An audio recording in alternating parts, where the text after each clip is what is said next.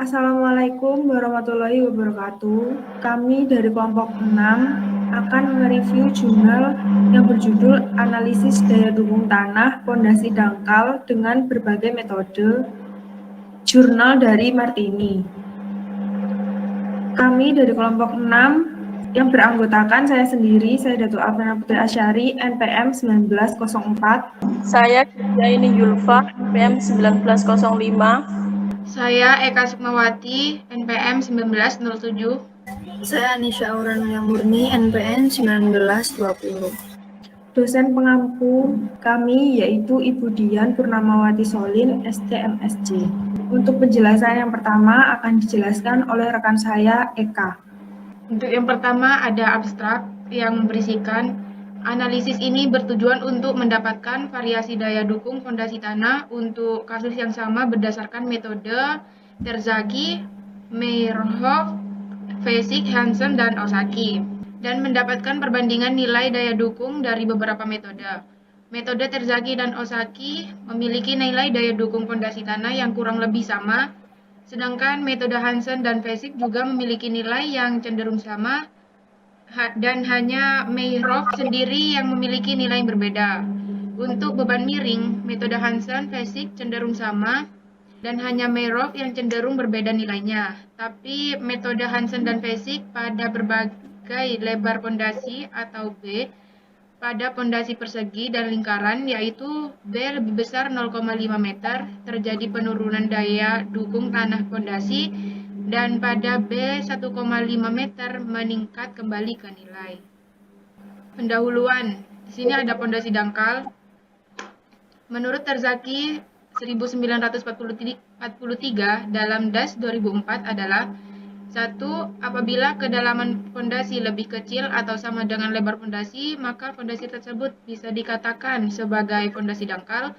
2. Anggapan bahwa penyebaran tegangan pada struktur fondasi ke lapisan tanah di bawahnya yang berupa lapisan penyangga lebih kecil atau sama dengan lebar fondasi ke lapisan tanah di bawahnya yang berupa lapisan penyangga lebih kecil atau sama dengan lebar fondasi.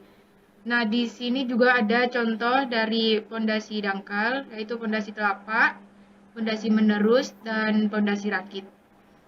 Daya dukung tanah pada pondasi dangkal meliputi yang pertama, analisa daya dukung tanah teori Terzaghi, yang kedua, analisa daya dukung tanah teori Meyerhoff, yang ketiga, analisa daya dukung tanah teori Hansen, yang keempat, analisa daya dukung tanah teori Vesic, yang kelima, analisa daya dukung tanah teori Osaki.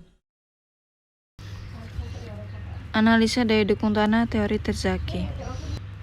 Menurut Terzaghi 1943 dalam DAS 1995, suatu pondasi dangkal ditentukan dari DF kurang dari B, di mana DF adalah kedalaman pondasi dangkal dari permukaan tanah dan B adalah lebar pondasi. Dari teori Terzaghi didapatkan persamaan daya dukung pondasi sebagai berikut, di mana KU adalah daya dukung ultimate pada pondasi memanjang, C adalah kohesi tanah, DF adalah kedalaman pondasi, gamma adalah berat volume tanah, NC, NQ, dan N gamma adalah faktor daya dukung Terzaghi. Hubungan Pi dan faktor daya dukung Terzaghi. Didapat 3 persamaan dalam bentuk pondasi yang berbeda. 1. Pondasi bujur sangkar didapat persamaan sebagai berikut. Yang kedua adalah pondasi lingkaran, dan yang ketiga adalah pondasi persegi panjang. Berikutnya adalah analisa daya dukung tanah teori Meyerhoff.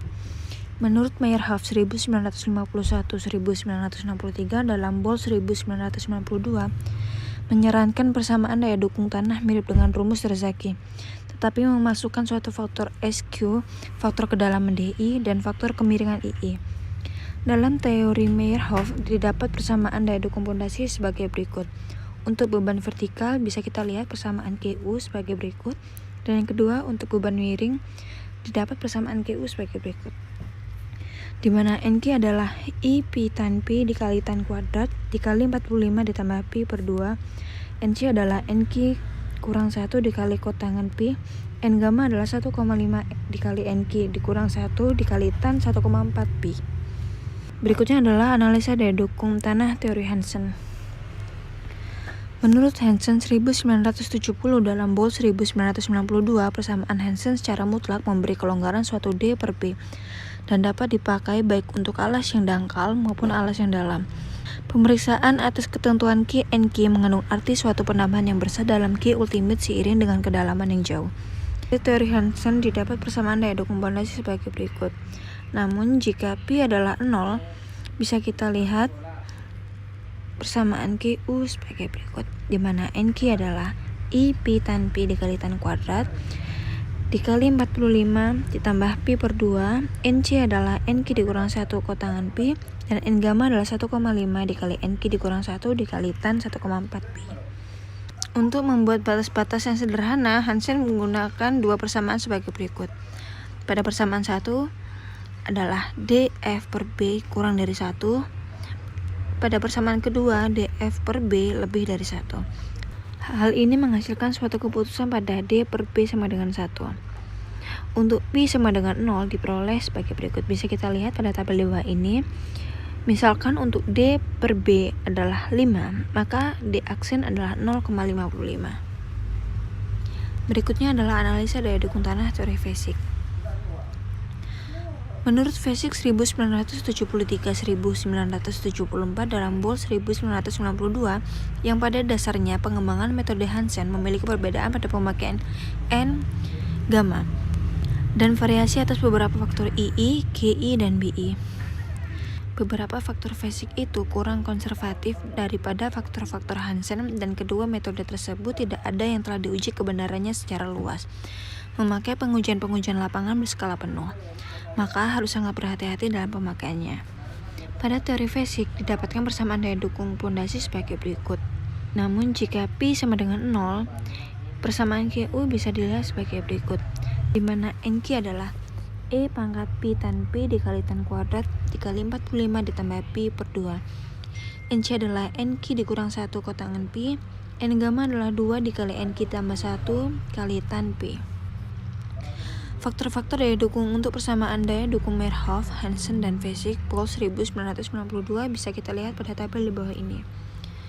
Misalkan untuk nilai Pi 5, maka nilai NC adalah 6,49, NQ 1,6, N gamma H 0,1, N gamma M 0,1, N gamma V 0,4, NQ per NC 0,242, 2 tan Pi dikali 1 sin Pi kuadrat adalah 0,146, di mana Pi adalah nilai sudut geser dalam, NC, NQ, N gamma adalah faktor daya dukung. Berikutnya adalah analisa daya dukung tanah teori Osaki.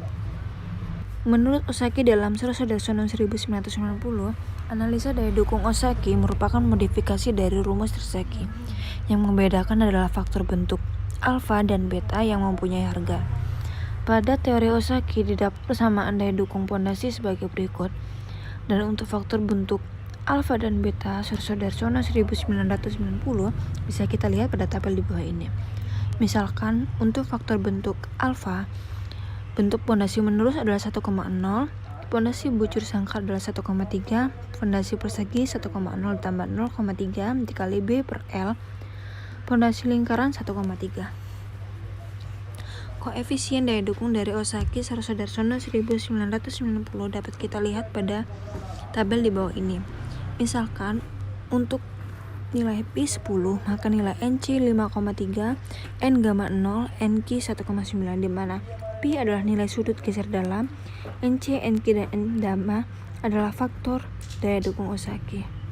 Untuk hasil dan pembahasan, kita akan melihat langsung ke jurnalnya, yaitu dengan judul analisis daya dukung tanah pondasi dangkal dengan beberapa metode dari Martini.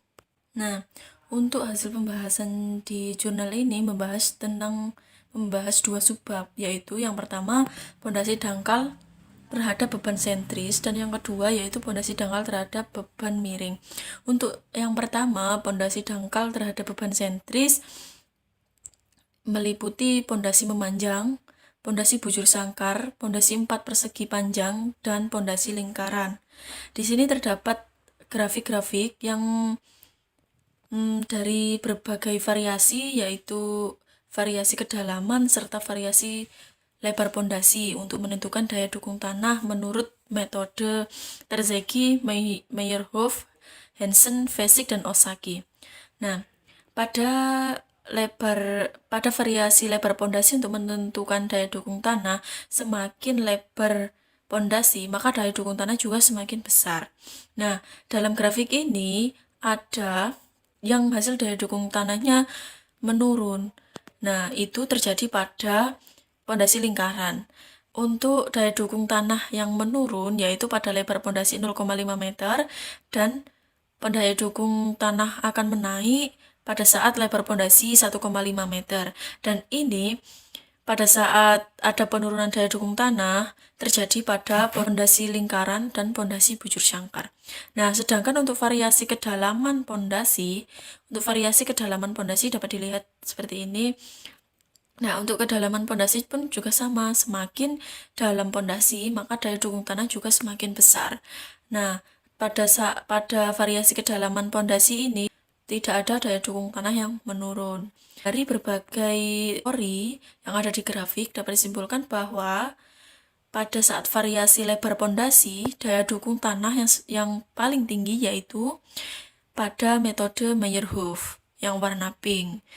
Grafik warna pink, sedangkan daya dukung tanah yang paling kecil sendiri yaitu metode Terzaghi yang warna biru tua. Sedangkan pada variasi kedalaman pondasi untuk daya dukung tanah yang paling tinggi yaitu metode Vesic yang warna biru muda. Sedangkan untuk daya dukung tanah yang paling kecil yaitu metode Terzaghi yang warna biru tua. Nah, dari sini pun bisa disimpulkan juga untuk beban sentris yang paling tinggi daya dukung tanah yaitu dengan menggunakan metode Terzaghi dan metode Vesic untuk kedalaman. Dapat disimpulkan dari grafik ini untuk daya dukung tanah yang paling tinggi yaitu Meyerhof dan Vesic. Meyerhof untuk versi lebar dan Vesic untuk versi kedalaman. Sedangkan untuk daya dukung tanah yang paling rendah, baik itu pun versi kedalaman, versi lebar pondasi yaitu sama dengan metode Terzaghi. Oke. Nah, sedangkan yang kedua yaitu pondasi dangkal terhadap beban miring, sama meliputi pondasi memanjang, bujur sangkar, 4 persegi panjang, dan lingkaran.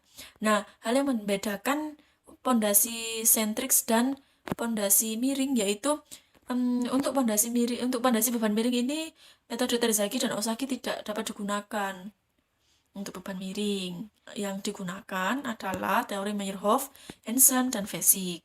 Nah, di sini juga terlihat di grafik bahwa lebar pondasi semakin besar, daya dukung tanah juga semakin besar atau meningkat. Sedangkan untuk kedalaman juga terdapat penurunan di pondasi bujur sangkar dan melingkar. Nah, penurunannya pun juga sama pada saat lebar pondasi 0,5 meter dan akan meningkat pada saat pondasi 1,5 meter. Nah, untuk lebar pondasi ini dapat disimpulkan bahwa daya dukung tanah yang paling tinggi sendiri yaitu dengan metode Meyerhof yang warna pink. Sedangkan untuk yang paling rendah yaitu metode Hansen yang warna hijau. Nah, untuk versi kedalaman pondasi pun juga sama. Versi kedalaman pondasi pun semakin dalam pondasi, maka daya dukung tanah juga semakin besar. Dan ini tidak ada yang mengalami penurunan atau kenaikan. Dapat disimpulkan juga pada saat kedalaman pondasi ini, menurut kedalaman pondasi yang nilai daya dukung tanah yang semakin tinggi yaitu Meyerhof. Dan nilai yang paling rendah yaitu metode Hansen. Akan tetapi, metode Meyerhof dan Vesic ini sangat berbeda tipis, hampir sama. Nah, jadi dapat disimpulkan baik itu pun beban sentris dan beban miring, semakin dalam pondasi atau semakin lebar pondasi, maka daya dukung tanah juga akan semakin besar atau semakin meningkat. Dari jurnal yang kami review yang berjudul Analisa Daya Dukung Tanah Pondasi Dangkal dengan beberapa metode, dapat disimpulkan perhitungan daya dukung tanah untuk pondasi memanjang, bujur sangkar, 4 persegi panjang, dan lingkaran dengan beban sentris, metode Terzaghi dan Osaki memiliki nilai daya dukung tanah yang hampir sama. Metode Hansen dan Vesic juga memiliki nilai yang cenderung sama. Hanya Meyerhof yang memiliki nilai yang berbeda sendiri. Daya dukung tanah pada pondasi dengan beban sentris diperoleh hasil bahwa sebaiknya yang digunakan metode Terzaghi. Karena selain rumusnya yang sederhana, nilai daya dukung tanah yang relatif lebih kecil dibanding metode yang lain, sehingga dapat dikatakan lebih aman. Untuk beban miring, sebaiknya digunakan perhitungan daya dukung tanah pada pondasi dangkal dengan metode Meyerhof, karena memperoleh nilai daya dukung tanah yang relatif lebih stabil kenaikannya, yaitu semakin besar lebar pondasi, maka semakin besar pula daya dukungnya. Untuk kelebihan dan kekurangan dari jurnal yang kami review yang berjudul Analisa Daya Dukung Tanah Pondasi Dangkal dengan beberapa metode, kelebihannya yaitu sudah mencakup semua pembahasan teori terkait daya dukung tanah. Sedangkan kekurangannya, tidak ada contoh perhitungan terkait daya dukung tanah dari berbagai teori. Sekian dari kelompok kami, kurang lebihnya mohon maaf. Terima kasih telah menonton video dari kelompok kami. Jangan lupa like, komen, dan subscribe. Wassalamualaikum warahmatullahi wabarakatuh.